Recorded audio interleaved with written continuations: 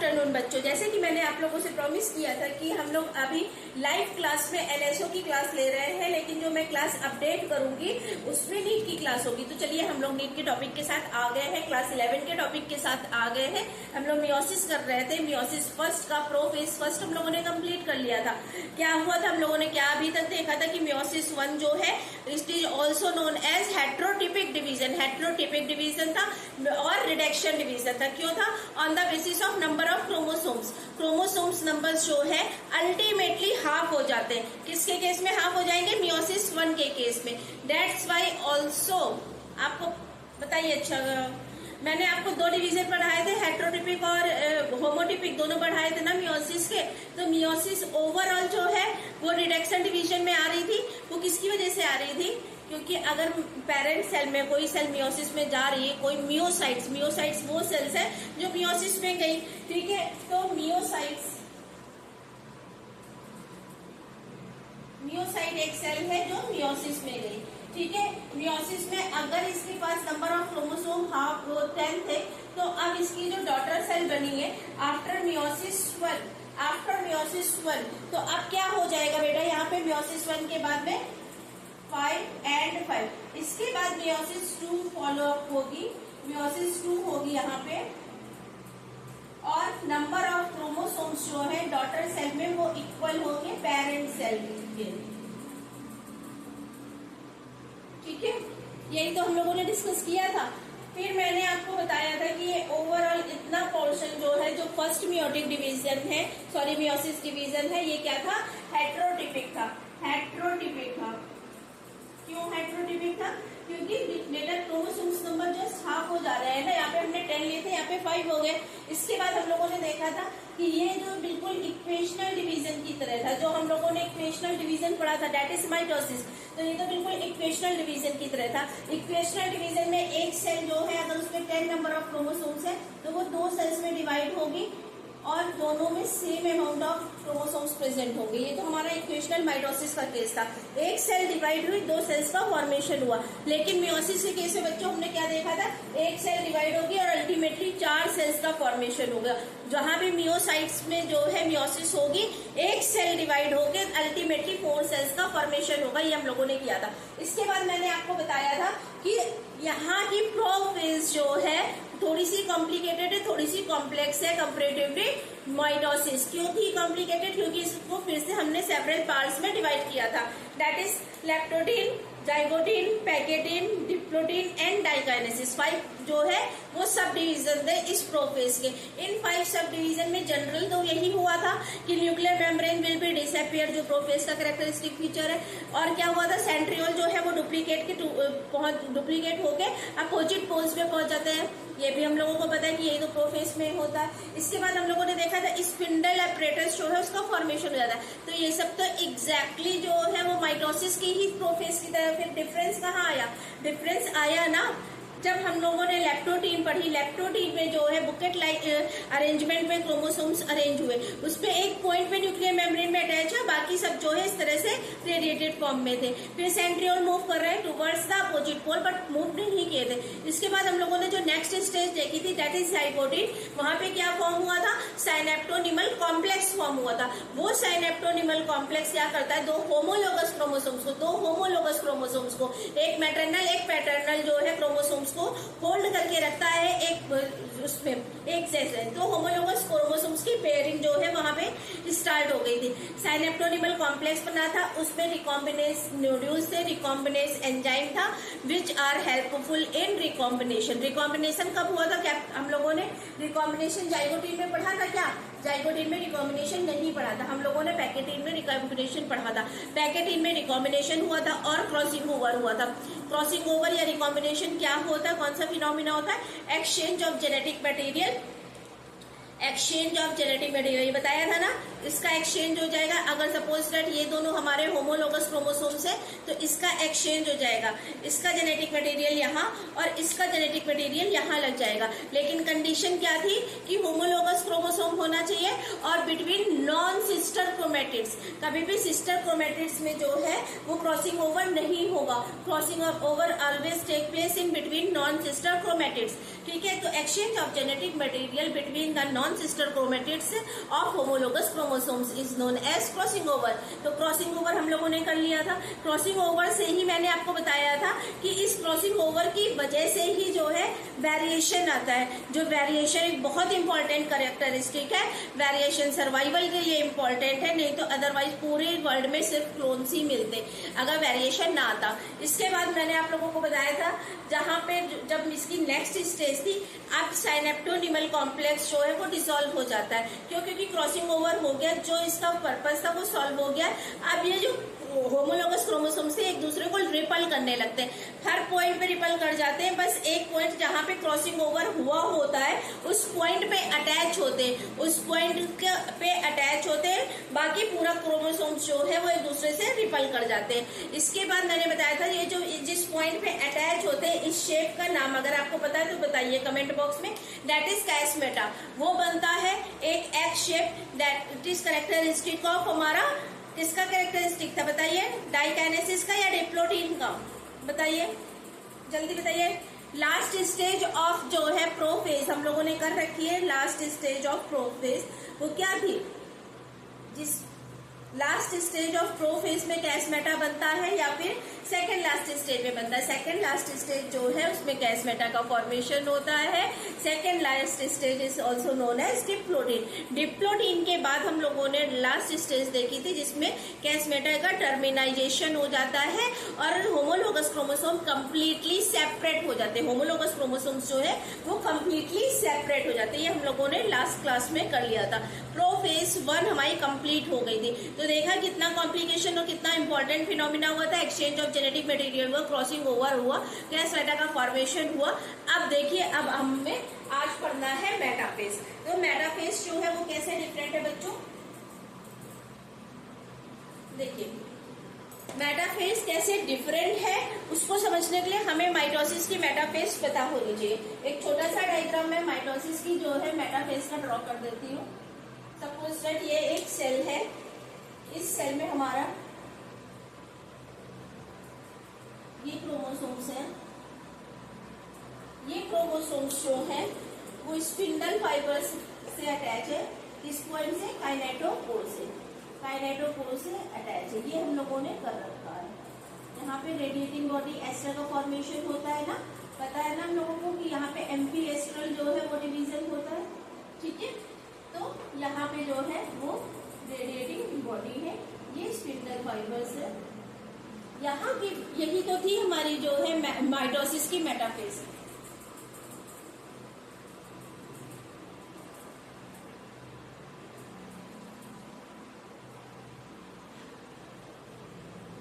ठीक है, कितनी नंबर ऑफ प्लेट्स बनी है? इक्वेटर पे कितने नंबर्स में क्रोमोसोम्स अलाइन होंगे? मैंने एक से रिप्रेजेंट किया, लेकिन जितने भी होंगे सीक्वेंस वाइज इसी प्लेट में अलाइन होंगे। तो नंबर ऑफ माइटोटिक प्लेट, कितनी नंबर ऑफ प्लेट बनी है बेटा? 1। सिर्फ एक जो है वो बनी है। अब देखिए इसमें कहां से डिफरेंस आ जाता है?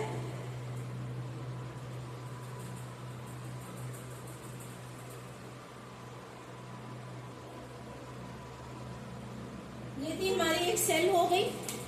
इस सेल में क्रोमोसोम,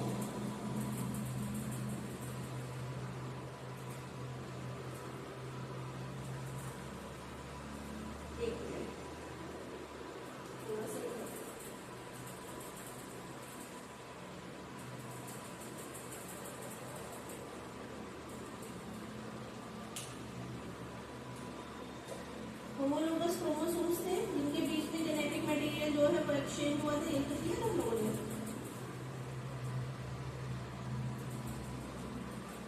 मीन्स यहाँ पे कुछ पोर्शन सेटेड होगा जो रेड वाले का जेनेटिक मटेरियल कंटेंट होगा और यहाँ पे कुछ पोर्शन होगा जो ब्लू वाले का जेनेटिक मटेरियल। इसके बाद मैंने आप लोगों को बताया था कि यहाँ पे ये हमारी क्या हो गया? हेटेरोसोम्स जो माइटोटिक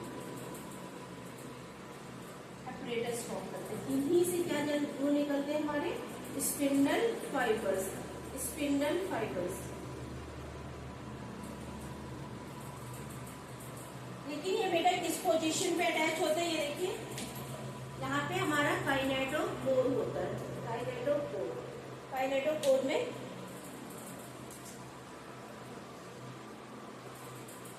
ठीक है, लेबलिंग कर ले।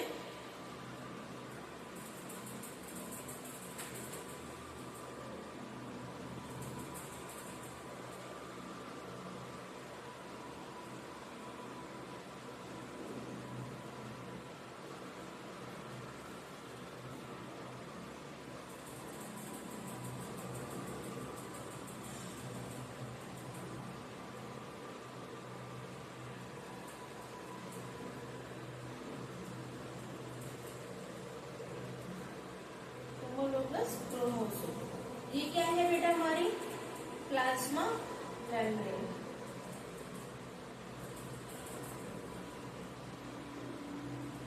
एक तो अभी तक हम लोगों ने पढ़ा है, लेकिन आप देखिए डिफरेंस, देखिएगा डिफरेंस समझ में आया। यहाँ पे बेटा कितनी प्लेट्स फॉर्म हो रही है, कितनी प्लेट्स में अरेंज कर रहा है क्रोमोसोम अपने आप को, एक सिंगल प्लेट का फॉर्मेशन हो रहा है। यहाँ पे क्या हो रहा है बेटा, देखिए यहाँ पे क्या हो रहा है, 2 प्लेट्स का फॉर्मेशन हो रहा है। कौन सी प्लेट, एम प्लेट और मियोटिक प्लेट। जो एक इमेजिनरी लाइन में क्रोमोसोम्स अपने आप को अरेंज करते हैं, वो पैरेलली बन रही है, एक सिंगल प्लेट का फॉर्मेशन नहीं हो रहा है। यहाँ पे एक प्लेट की जगह 2 प्लेट्स का फॉर्मेशन हो रहा है, 2 इमेजिनरी लाइन में क्रोमोसोम्स अपने आप को अलाइन कर रहे हैं। ये समझ में आ रहा है आपको। और दूसरा डिफरेंस देखिए, यहाँ पे क्या है, काइनेटोकोर से जो है स्पिंडल फाइबर दोनों साइड से क्रोमोसोम से अटैच है, दोनों साइड से क्रोमोसोम से अटैच है स्पिंडल फाइबर्स। एक क्रोमोसोम्स जो है, सपोज दैट ये क्रोमोसोम है, तो ये क्रोमोसोम दोनों साइड से, इस तरह से दोनों साइड से अटैच है स्पिंडल फाइबर्स।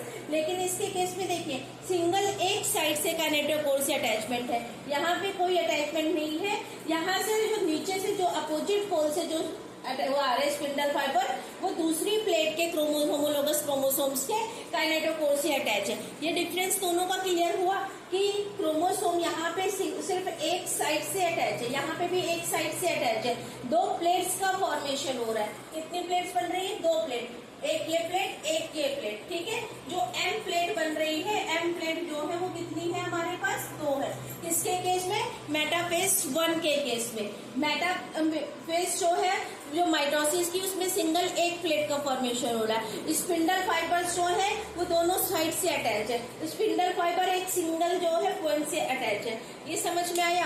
अब देखिए होता क्या था, इस फेज के बाद में हमारे पास क्या होता था कि जो भी हमारा वो बना कॉम्प्लेक्स बना, ठीक है, काइनेटोकोर से अटैचमेंट हुआ, फिर स्पिंडल फाइबर्स में कॉन्ट्रैक्शन होता था।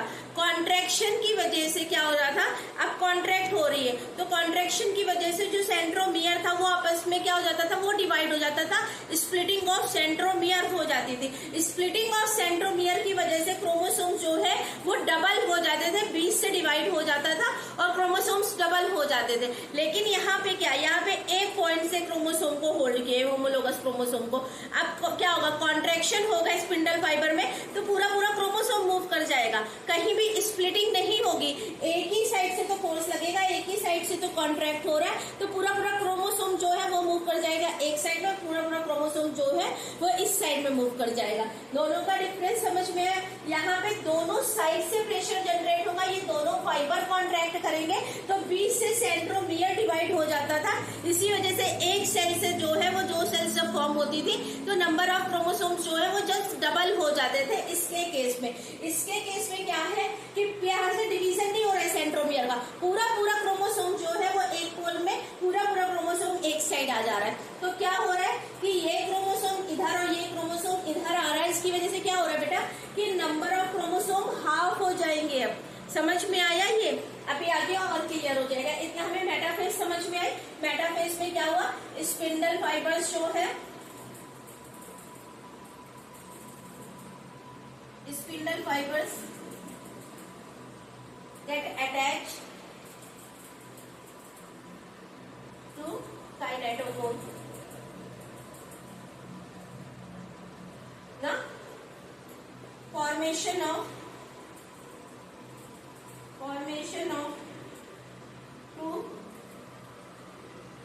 मियोटिक प्लेट, दो मियोटिक प्लेट्स का फॉर्मेशन हो रहा है। Homologous chromosomes, homologous chromosomes get attached at one point of get attached at one point from spindle fibre. ठीक है, यही तो हमने देखा कि मेटाफेज पे क्या हो रहा है। मेटाफेज पे एक प्लेट की जगह दो प्लेट्स का फॉर्मेशन हो रहा है। स्पिंडल फाइबर एक काइनेटोकोर से एक साइड से अटैच है। बस इतना ही हम लोगों ने मेटाफेज 1 में देखा। अब चलिए नेक्स्ट फेज कौन सी होगी, दैट इज एनाफेज।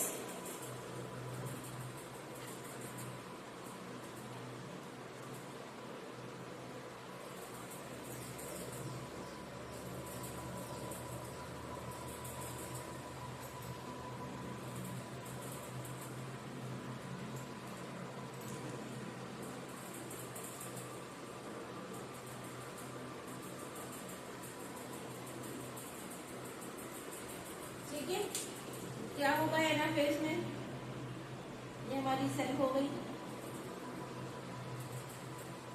क्या एनाफेज में न्यूक्लियर मेम्ब्रेन रीअपियर होती है? एनाफेज में न्यूक्लियर मेम्ब्रेन रीअपियर नहीं होती।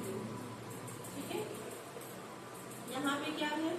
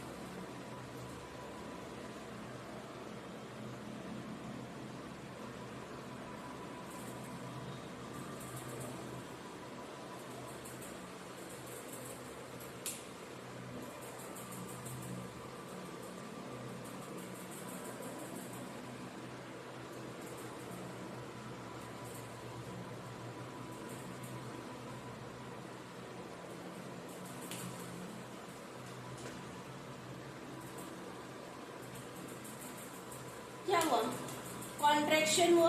कॉन्ट्रैक्शन होने के बाद क्या हो गया कि पूरा होमोलॉगस क्रोमोसोम्स जो डिफरेंट जेनेटिक मटेरियल कंटेंट है, क्रॉसिंग ओवर हो चुकी है प्रोफेज में, तो डिफरेंट जेनेटिक मटेरियल हो गया, एक्सचेंज हो चुका है। पूरा क्रोमोसोम इस साइड है, पूरे क्रोमोसोम्स जो है वो इस साइड में। अगर सपोज हमारे पास पैरेंट साइड में 20 क्रोमोसोम्स प्रेजेंट थे, तो बेटा 10 जो है वो इस पोल में और 10 इस पोल में आ जाएंगे एनाफेज में। तो क्या हुआ, हमारा एनाफेज का क्या कैरेक्टरिस्टिक है, हमें पता है, contraction of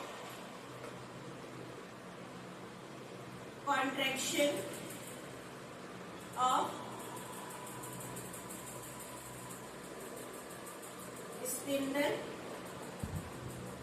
fibres due to contraction की वजह ही से तो पुलिंग हुई है। ठीक है, homologous chromosomes moves towards opposite end। यही तो हमने देखा, होमोलोगस क्रोमोसोम्स मूव कर गए हैं टुवर्ड्स अपोजिट पोल। एक इस साइड पहुंच गया, एक इस साइड पहुंच गया। इतना ही तो टीलोफेज में यही तो होता है कि कॉन्ट्रैक्शन होता है स्पिंडल फाइबर में और क्रोमोसोम्स जो है वो डिफरेंट पोल्स में पहुंच जाते हैं। ठीक है, अब चलिए नेक्स्ट फेज देखते हैं। नेक्स्ट फेज में क्या होगा,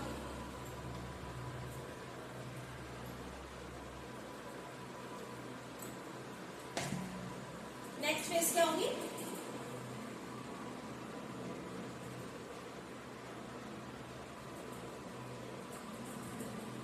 टेलोफेज 1। यही तो लास्ट स्टेज होती है हमारी कैरियोकाइनेसिस की।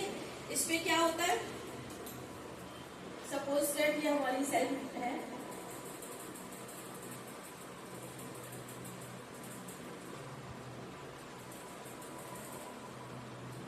अब यहाँ पे न्यूक्लियर मेम्ब्रेन जो है वो रीअपियर हो जाती है। प्रोफेज का उल्टा ही तो होता है यहाँ पे। अब उल्टे में आप ये मत सोच लीजिएगा कि जेनेटिक मटेरियल फिर से एक्सचेंज हो जाएगा, फिर से वो अपना उसमें पहुंच जाएगा, ठीक है, कि वो अपनी ओरिजिनल कंटेंट में पहुंच जाएगा, ऐसा कुछ नहीं होगा। Nuclear membrane will be reappear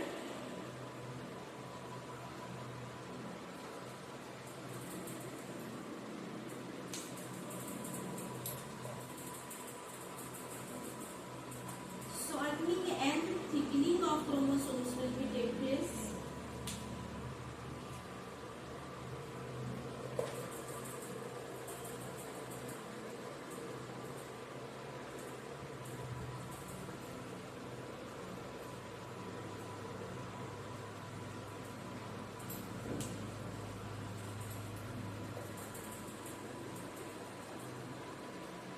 बाकी हमारे जो है सेंट्रियोल वो कोशिश में ही रहेंगे।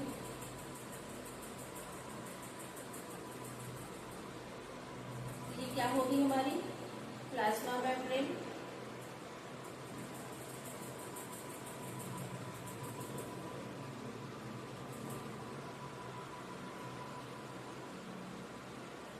न्यूक्लियर मेम्ब्रेन,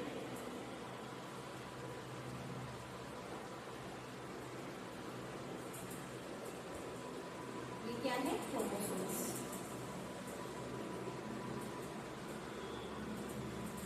लेकिन बेटा एक चीज बताइए, इसमें और क्या होती थी टेलोफेज में?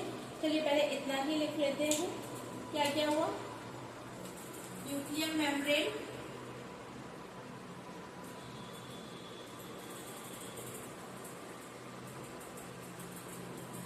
Will be reappear.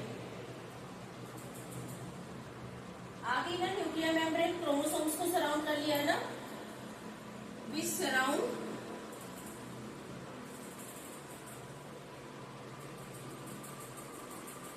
chromosomes। एक चीज और होती है बच्चों, बताइए, याद आया कुछ? यहाँ पे क्या किसका फॉर्मेशन स्टार्ट हो जाता है? यहाँ पे फॉरो का फॉर्मेशन।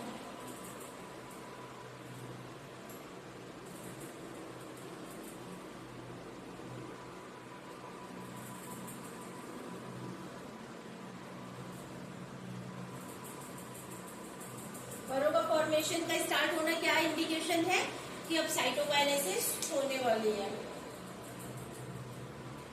फॉर्मेशन ऑफ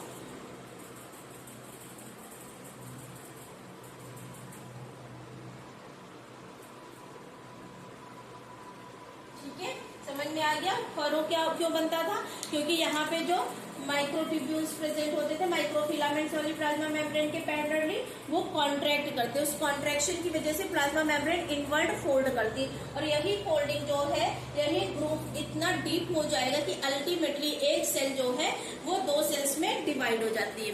तो टेलोफेज हमें समझ में आ गई।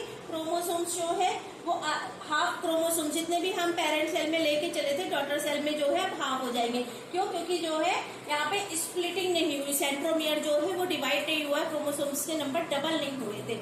इस वजह से क्या हो गया कि अच्छा, अगर आपसे पूछा जाए कि कौन सी स्टेज जो है वो रिमार्केबल है वो क्रोमोसोम्स के हाफ होने के लिए, तो कौन सी स्टेज रिमार्केबल होगी जहाँ पे क्रोमोसोम्स नंबर हाफ हुए हैं? एनाफेज। एनाफेज में ही जो स्पिंडल फाइबर है उनके कॉन्ट्रैक्शन की वजह से क्रोमोसोम्स नंबर डबल होते हैं। अगर वहां पे सेंट्रोमियर डिवाइड नहीं किया है, क्रोमोसोम्स डबल नहीं हुए, इसका मतलब जो है एक्चुअल में जो है वो क्रोमोसोम्स कहाँ पे हाफ हो रहे हैं? किसकी वजह से? एनाफेज की वजह से। Okay, please keep it mind.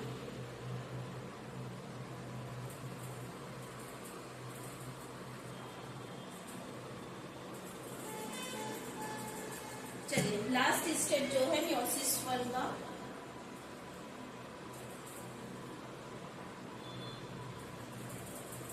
Cytokinesis. Cytokinesis भी जो है वो भी 1 और 2 होंगी। क्या होगा अल्टीमेटली,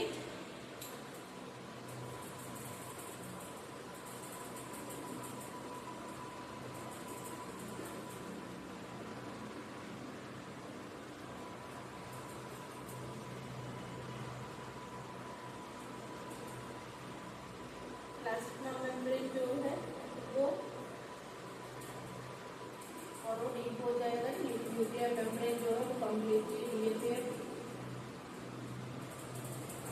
और न्यूक्लियस जो है करस्पॉन्डिंग न्यूक्लियस अपने करस्पॉन्डिंग होमोलोगस क्रोमोसोम्स के साथ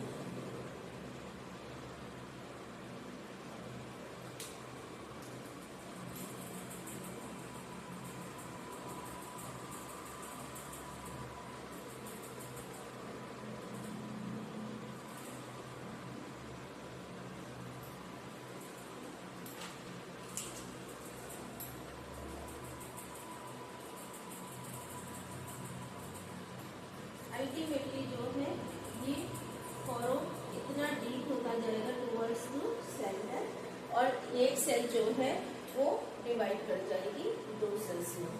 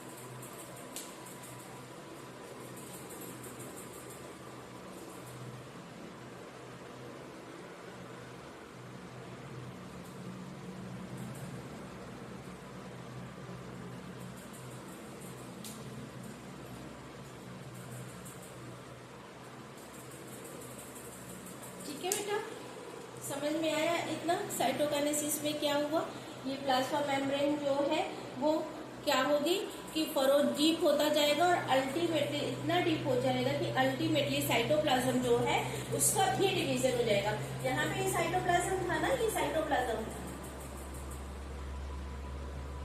अल्टीमेटली एक सेल से जो है हमारी 2 सेल्स का फॉर्मेशन हो गया। लेकिन क्या है कि इसमें जो भी क्रोमोसोम्स थे अब उनमें वेरिएशन आ गया, उनका जेनेटिक मटेरियल जो है वो एक्सचेंज हो चुका है और नंबर्स जो है वो हाफ हो चुके। तो साइटोकाइनेसिस क्या होगी,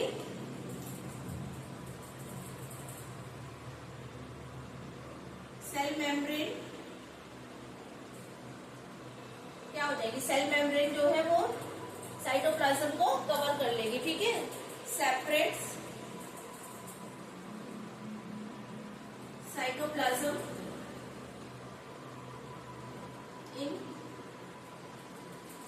2 cells. Number of chromosome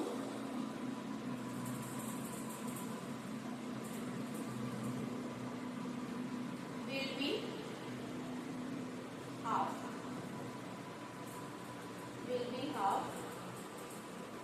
Compared to parent cells. ठीक है, आई थिंक मियोसिस 1 आपको बहुत अच्छे से समझ में आई होगी। मियोसिस 1 में आपको कोई भी प्रॉब्लम नहीं होगी। हम लोगों ने प्रोफेज पढ़ा, प्रोफेज में की डिफरेंट फेजेस थी, उन डिफरेंट फेजेस में क्रॉसिंग ओवर हुआ, उन डिफरेंट फेजेस में जेनेटिक मटेरियल का एक्सचेंज हुआ। फिर हम लोगों ने मेटाफेज पढ़ी, मेटाफेज जो है वो थोड़ी सी डिफरेंट थी क्योंकि यहाँ पे 2 प्लेट्स का फॉर्मेशन हो रहा था, as well as spindle fibre सिर्फ एक पॉइंट से काइनेटोकोर से अटैच थे, दूसरे पॉइंट से दूसरी प्लेट के दूसरे क्रोमोसोम्स की काइनेटोकोर से अटैच थे। स्पिंडल फाइबर में कॉन्ट्रैक्शन होगा एनाफेज में, क्योंकि इस क्रोमोसोम्स एक ही साइड से अटैच है तो पूरा पूरा क्रोमोसोम्स जो है वो पुल हो जाएगा अपोजिट साइड्स में, उनमें स्प्लिटिंग नहीं होगी। स्प्लिटिंग ना होने की वजह से क्या होगा कि सेंट्रोमियर डिवाइड नहीं करेगा और क्रोमोसोम्स के नंबर जो है वो हाफ हो जाएंगे। इसके यहाँ पे डुप्लीकेट होने चाहिए थे, वो डुप्लीकेट नहीं हुए। क्यों डुप्लीकेट होने चाहिए थे क्रोमोसोम्स के नंबर? क्योंकि आगे जब साइटोकाइनेसिस होगी तो वही क्रोमोसोम्स जो हाफ हुए थे, जो डुप्लीकेट हुए थे, वो हाफ ऑफ इस सेल्स पे पहुंच जाते। यहाँ पे डुप्लीकेट नहीं हुए, जो भी क्रोमोसोम्स के नंबर थे वो हाफ एक सेल में हाफ दूसरी सेल में पहुंच गए। ये हम लोगों ने पढ़ा। इसके आगे का हम लोग जो है जो मियोसिस 2 है वो नेक्स्ट लेक्चर में कंप्लीट करेंगे। Have a nice day. और प्लीज ज्यादा से ज्यादा लोगों के साथ मेरे लेक्चर को शेयर करिए कि मुझे भी मोटिवेशन मिले। Please subscribe my channel. आपका सब्सक्रिप्शन में कुछ भी नहीं जाएगा बच्चों।